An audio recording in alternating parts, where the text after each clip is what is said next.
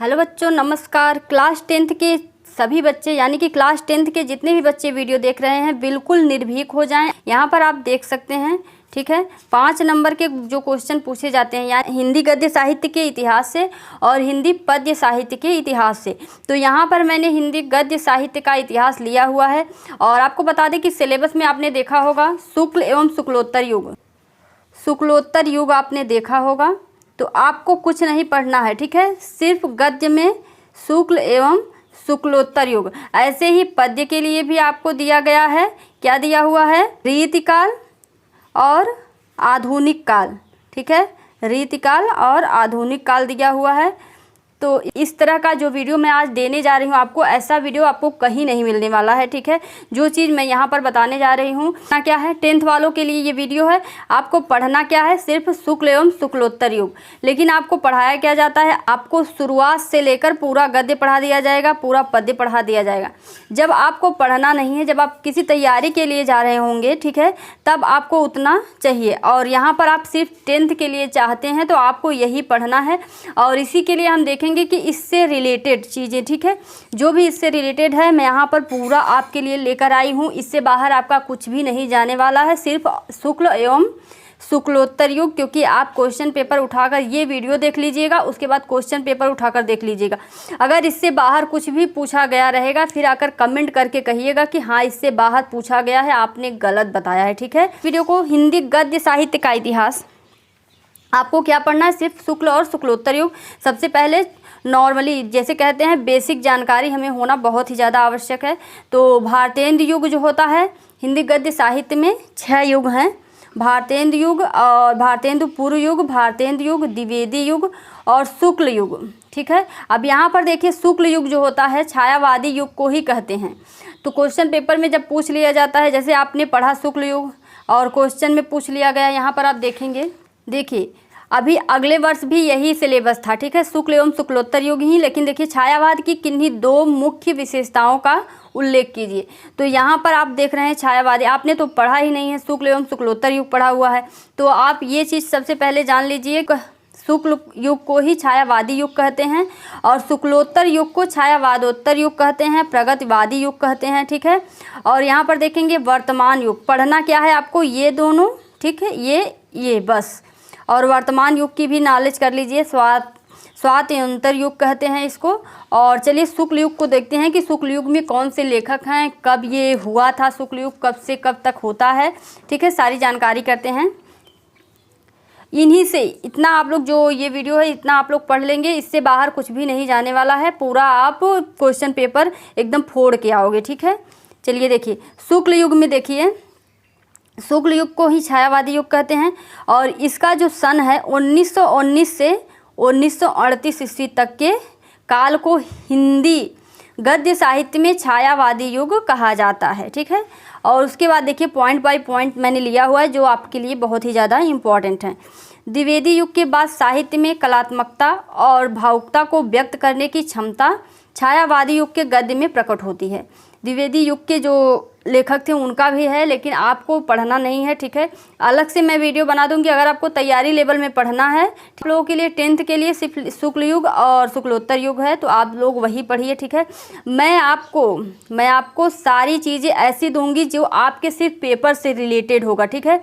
आपको ज़्यादा पढ़ने की आवश्यकता नहीं होगी। और जिसको हिंदी में बहुत ज़्यादा इंटरेस्ट है, यानी कि हिंदी के टीचर बनना चाहते हैं, आगे जाकर हिंदी को ही अपना मेन सब्जेक्ट बनाना चाहते हैं, उनके लिए अलग से जो है प्लेलिस्ट में वीडियो सेव रहेगी सारी चीज़ों की, उसको आप देखकर पढ़ सकते हैं। लेकिन जो बेसिकली 10th में है और 10th की ही नॉलेज चाहते हैं, सिर्फ तैयारी करना चाहते हैं, तो उनके लिए मैं अलग से जो है, उनके लिए ये वीडियो है बिल्कुल आपके 10th के लेवल के लिए। आपको सारी चीज़ें दी जाएंगी, ठीक है।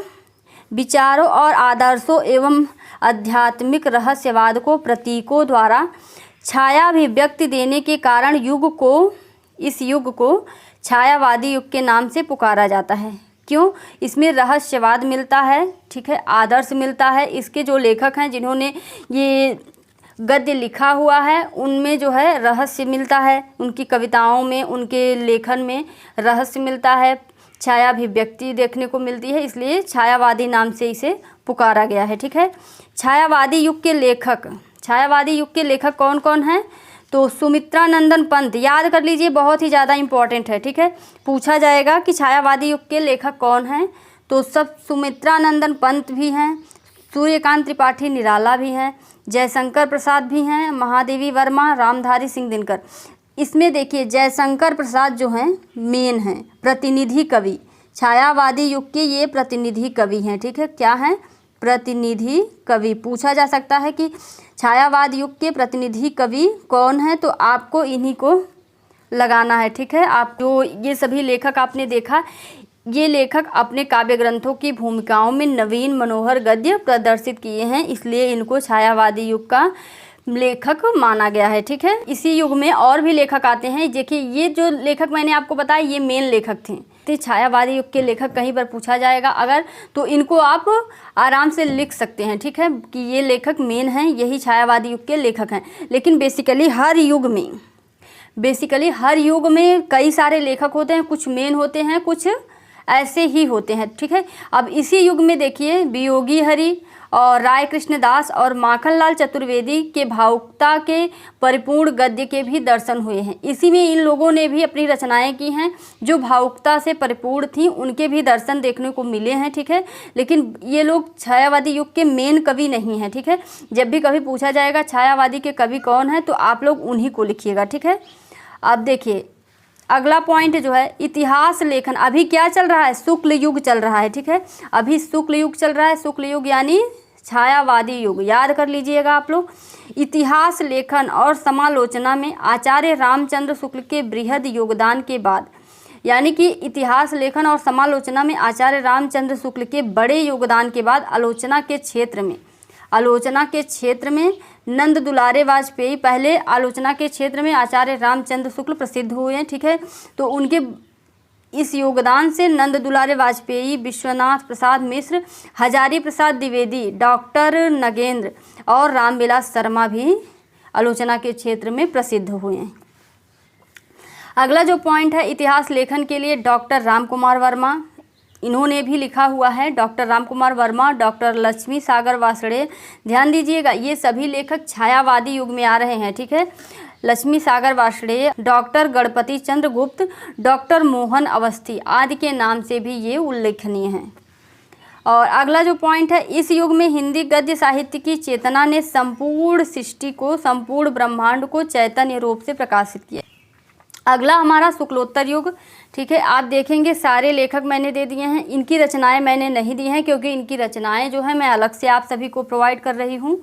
तो यहाँ पर देखेंगे शुक्लोत्तर युग को ही प्रगतिवादी युग कहा जाता है और छायावादोत्तर युग भी कहा जाता है। ध्यान से सुनिएगा, बहुत ही खास वीडियो है।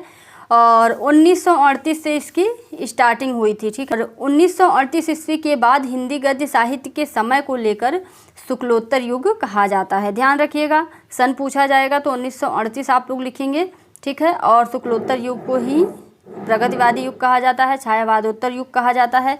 उसके बाद देखिए इसमें भावुकतापूर्ण अभिव्यक्ति का स्थान कांतियुक्त एवं भड़कीले कवित्वमय वचनों ने लिया है। यानी कि इन लेखकों ने इस युग में जितनी भी कविताएं या फिर गद्य लिखे गए हैं उनमें भड़कीले कवित्वमय वचनों ने भाग लिया है, ठीक है। इसमें भोगे हुए यथार्थ, यानी इसमें देखिए भोगे हुए यथार्थ यानी कि सत्यता, जो आदमी जो प्रयोग कर चुका है, आदमी भोग चुका है, वो सत्यता इसमें है। मानव जीवन के पारिवारिक एवं सामाजिक समस्या पर, राजनीतिक दुराचार, मानवीय भावों, विश्व बंधुत्व की भावना आदि का चित्रण होने लगा। उसके बाद देखिए डॉक्टर रामविलास शर्मा, इसमें लेखक जो हैं डॉक्टर रामविलास शर्मा, शिवदान सिंह चौहान, प्रकाश चंद्र गुप्त आदि इसी युग के रचनाकार हैं। ध्यान, अब इसमें देखिए अगला पॉइंट है रेखाचित्र और संस्मरण। रचनाकारों में पद्म सिंह शर्मा और महादेवी वर्मा, बनारसी दास चतुर्वेदी, राम वृक्ष बेनीपुरी, कन्हैयालाल मिश्र प्रभाकर प्रमुख रूप से अकथनीय कवि हैं। इसमें रामविलास शर्मा की निराला की साहित्य साधना और अमृत राय की कलम का सिपाही, ठीक है। ये दोनों आप लोग याद कर लीजिए, दोनों में से ही पूछा जाएगा और कुछ भी आने वाला आपका नहीं है, ठीक है। और आत्मकथाओं में डॉक्टर राजेंद्र प्रसाद के बाद जो है पांडे, बेचन शर्मा, उग्र की अपनी खबर, बच्चन की क्या भूलूं क्या याद करूं, व नीड़ का निर्माण फिर। आप लोग क्वेश्चन पेपर उठाकर देख लीजिएगा, क्या भूलूं क्या याद करूं, नीड़ का निर्माण फिर और अपनी खबर। ठीक है, आप कई सन के उठाकर देखेंगे, यही सब क्वेश्चन पूछे गए हैं क्योंकि यही सब इम्पॉर्टेंट हैं। ठीक है, फालतू में इधर उधर पढ़ने की ज़रूरत नहीं है। शुक्ल एवं शुक्लोत्तर युग के लिए यही चीज़ें इंपॉर्टेंट है, आप यहाँ पर देख सकते हैं। उसके बाद थोड़ा सा उपन्यास देख लेंगे। उपन्यासकार को जिनमें प्रमुख हैं यशपाल, जिन्होंने दिव्या लिखा हुआ है, और झूठा सच। ठीक है, नागार्जुन का जो है नई पौध, रतिनाथ की चाची। तो मैंने आपको शुक्ल युग और शुक्लोत्तर युग से रिलेटेड सारी चीज़ें बता दी हैं। अगर आपने ये वीडियो देख लिया और ये सारी चीज़ें आपने जान ली तो समझ लीजिए कि आपको गद्य साहित्य के इतिहास में कुछ भी पढ़ने की आवश्यकता नहीं है। ठीक है, क्लास 10th वालों को कुछ भी और पढ़ने की आवश्यकता नहीं है, पूरी चीज़ें आपको यहाँ पर मिल जाएंगी। और वीडियो की जानकारी अच्छी लगी हो लाइक शेयर जरूर करें। इस तरह की वीडियो को पाने के लिए चैनल को सब्सक्राइब जरूर कर लेंगे। धन्यवाद बच्चों।